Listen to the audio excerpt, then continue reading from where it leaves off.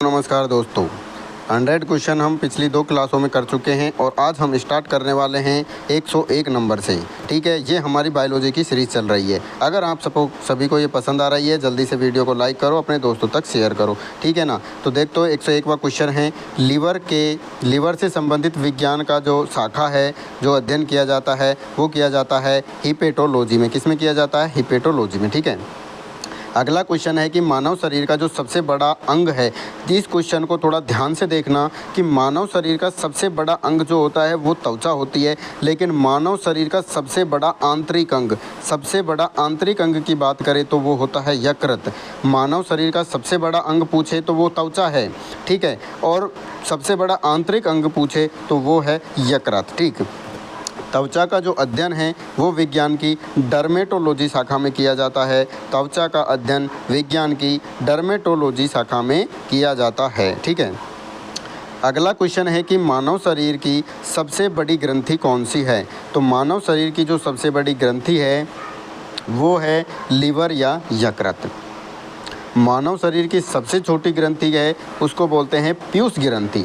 सबसे बड़ी की बात करें तो लीवर या यकृत है, और सबसे छोटी की अगर बात की जाए तो वो है पीयूष ग्रंथि। ठीक है। अगला क्वेश्चन देखते हैं हम,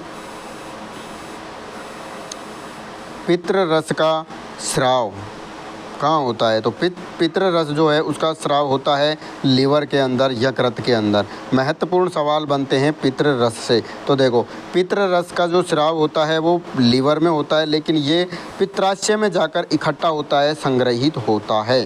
पित्र रस का जो स्राव है वो लीवर में होता है, लेकिन इसका जो इकट्ठा होता है, संग्रहित होता है, वो पित्राशय में होता है। ठीक बात।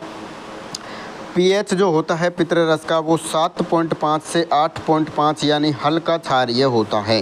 ठीक है। 7.5 से 7.8 पीएच होता है पित्र रस का। इस पित्र रस के अंदर 2 वर्णक पाए जाते हैं। एक का नाम है बिलिरुबिन वर्णक और दूसरे का नाम है बिलिवर्डिन वर्णक। बिलिरुबिन जो वर्णक है, ये वर्णक की मात्रा शरीर में बढ़ जाती है तो शरीर पीला पड़ जाता है।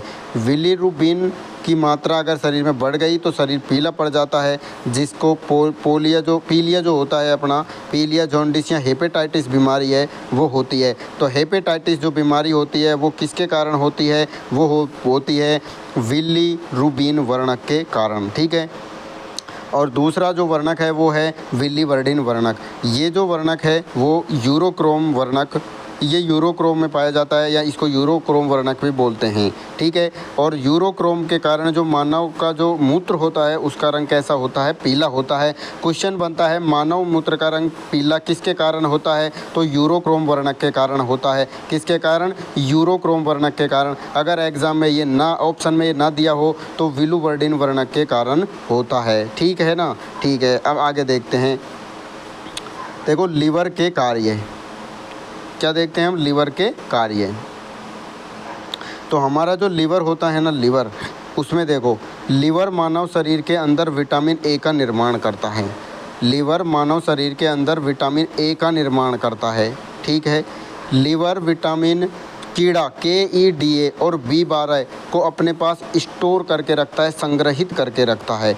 KEDA कीड़ा जिसे बोलते हैं और B12 ये पांचों विटामिनों को क्या करता है? संग्रहित करके रखता है, स्टोर करके रखता है।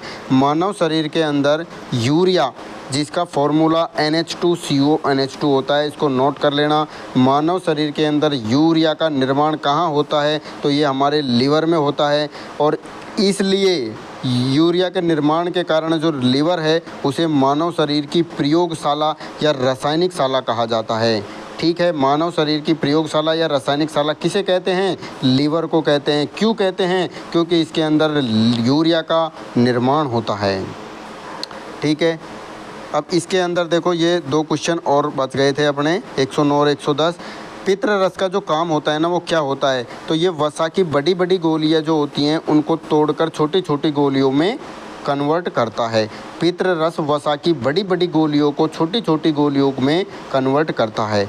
110वां जो क्वेश्चन है वो है कि शराब पीने से यकृत खराब हो जाता है, जिससे जो लीवर है उसकी बीमारी को उस बीमारी को बोलते हैं लीवर सिरोसिस रोग हो जाता है। कौन सा रोग हो जाता है? Liver cirrhosis. शराब पीने से अगर यकृत खराब हो जाता है तो उस बीमारी को बोलते हैं लीवर सिरोसिस रोग। ठीक है ना।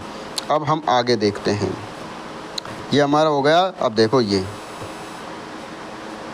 सर्वाधिक पुनरुद्ध भवन की जो क्षमता है वो यकृत में पाई जाती है।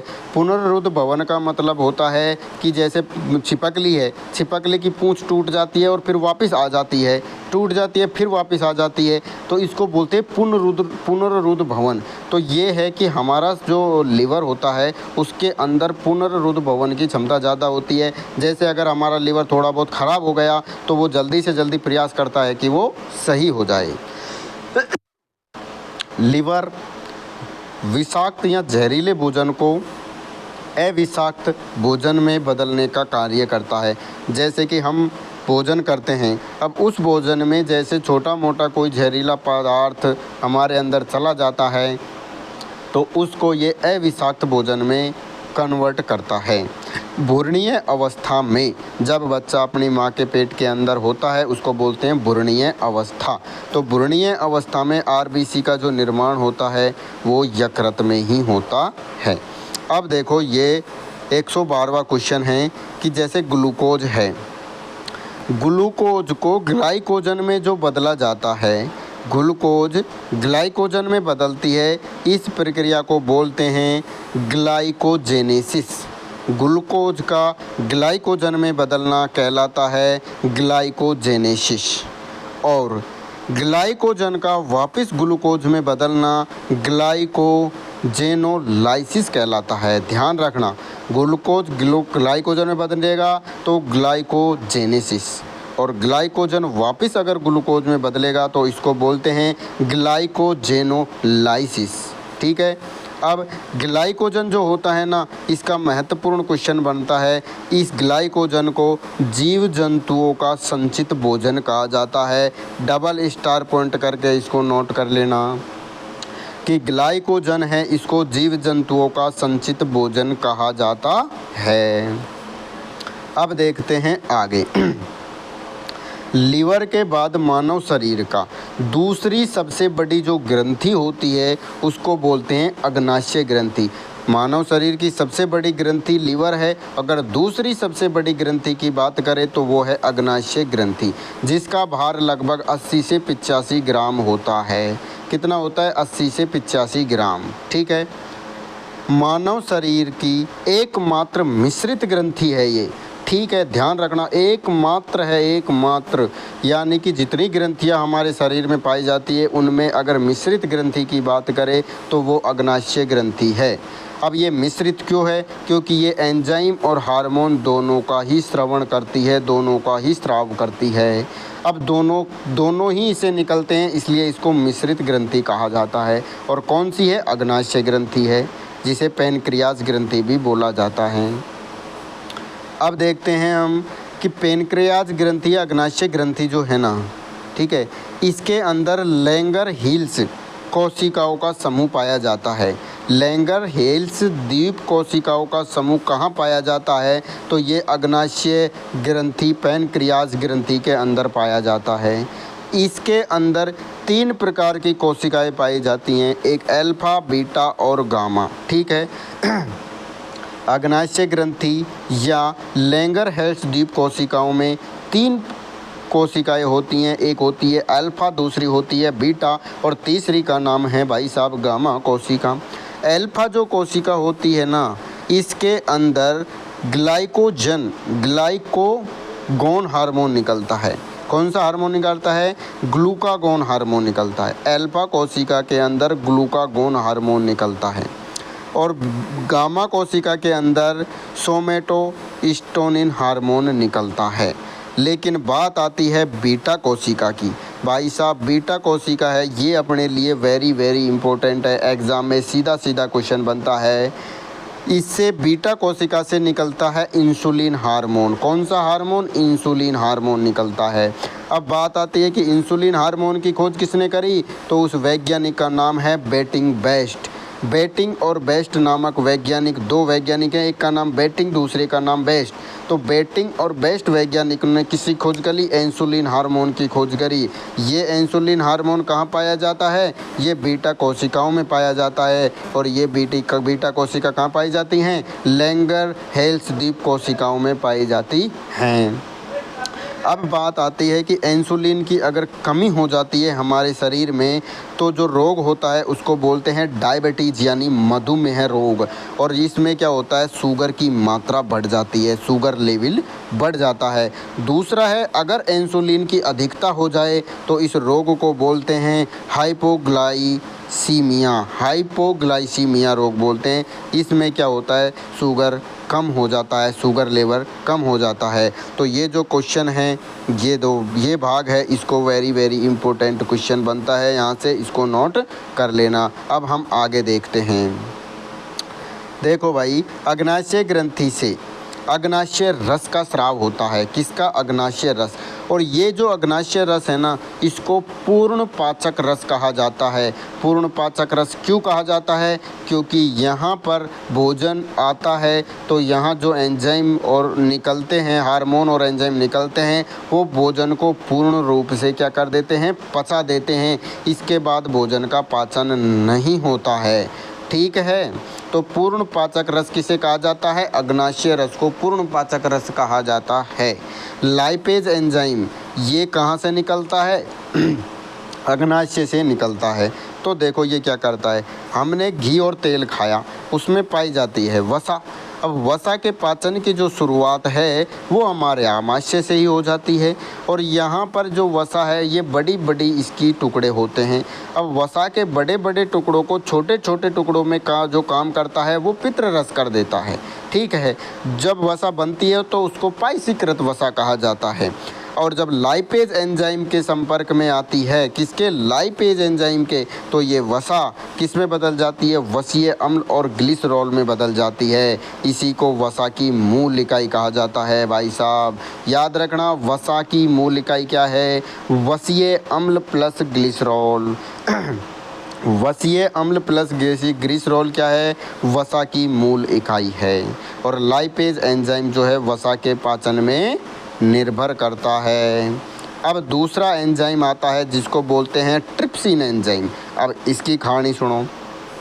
अपन ने खा लिया चाव में सोयाबीन और दाल। ठीक है, अपन को पता नहीं ये क्या करेगा। तो देखो, सोयाबीन और दाल खाई तो इससे हमको मिला प्रोटीन। और प्रोटीन को जो पेप्सिन एंजाइम है ये बदल देता है पेप्टोन्स में। और ये पेप्सिन एंजाइम हमारे आमाशय में पाया जाता है और ये बदल देता है पेप्टोन्स में। अब इस पेप्टोन्स को एमिनो अम्ल में ट्रिप्सिन एंजाइम बदलता है। और ये ट्रिप्सिन एंजाइम पाया जाता है कहाँ पर, छोटी आंत में। और छोटी आंत में कहाँ, अग्नाशय ग्रंथि से ये निकलता है, अमीनो अम्ल में बदल देता है। अब ये जो अमीनो अम्ल है ये प्रोटीन की मूलभूत इकाई है अमीनो अम्ल प्रोटीन की मूल इकाई कहलाती है। ठीक है, और जो प्रोटीन है इससे होता क्या है भाई, तो इससे हमारे शरीर का निर्माण और मरम्मत कार्य होता है। शरीर में निर्माण और मरम्मत कार्य में निर्भर करता है क्या, प्रोटीन। और प्रोटीन की मूल इकाई है क्या, अमीनो अम्ल। ठीक है, अब आगे देखते हैं हम क्वेश्चनों को। भोजन का सबसे ज़्यादा पाचन कहाँ होता है, छोटी आंत में। भोजन का सबसे ज़्यादा अवशोषण पूछे तो कहाँ होता है, छोटी आंत में। अब वसा का सबसे ज़्यादा पाचन पूछे तो भी छोटी आंत में ही होता है। भोजन का सबसे ज़्यादा पाचन छोटी आंत में, भोजन का सबसे ज़्यादा अवशोषण छोटी आंत में, वसा का सबसे ज़्यादा पाचन छोटी आंत में होता है। अगला देखो, छोटी आंत में जब भोजन का पाचन हो जाता है तो उस भोजन को बोलते हैं काइल। क्या बोलते हैं, काइल।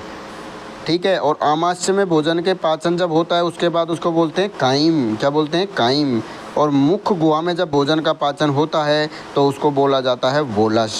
भोजन को क्या बोलते हैं, वोलस। ठीक है, तो काइम, काइल और वोलस, इनको याद रखना कि इनको भोजन को कब कब बोला जाता है।